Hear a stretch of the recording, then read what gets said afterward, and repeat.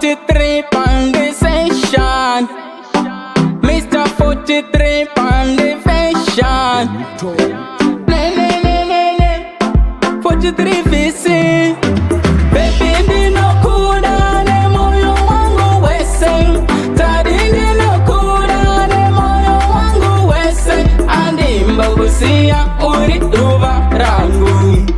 Andimba kuchita uri ruva rangu. Baby ndinokuda ne moyo wangu wese. Tadi ndinokuda ne moyo wangu wese. Andimba kusia uri ruva rangu. Andimba kuchita uri ruva rangu.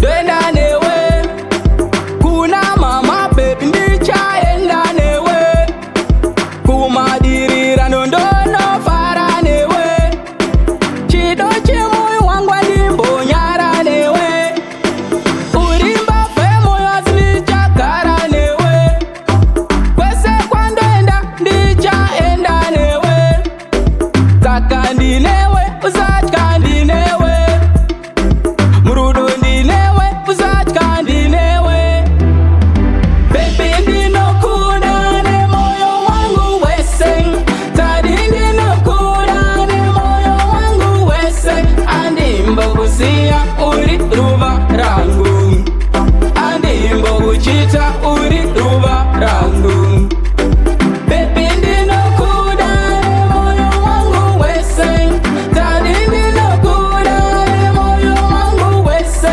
andimba kusia uri ruva rangu andimba kuchita uri ruva rangu ndinofara kuti unondibatapo kana neni bebi nchakubatapo kana ndinewe mudiwa ndinofilapo kamusekro kako bebi kanonditapo ndiwewe kandiwe chido chemoyo ndiwe ndiwewe kandiwe wandinoda ndiwewe kandiwe mrora wa mama ndiwewe kandiwe maive wana ndiwe baby ndinokuda ne moyo wangu wese tadi ndinokuda ne moyo wangu wese andimba kusia uri ruva rangu andimba kuchita uri ruva rangu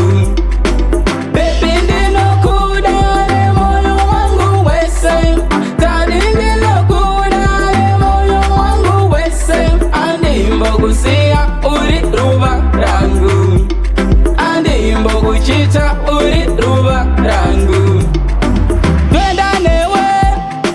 twenda newe kuna mama baby ndichaenda newe kumadirira nondono fara newe chido chemoyo wangu ndimbonyara newe urimba femoyo asinichagara newe kwese kwandoenda ndichaenda newe saka ndinewe usatya ndinewe murudo ndinewe usatya ndinewe baby ndinokuda ne moyo wangu wese tadi ndinokuda ne moyo wangu wese andimba kusia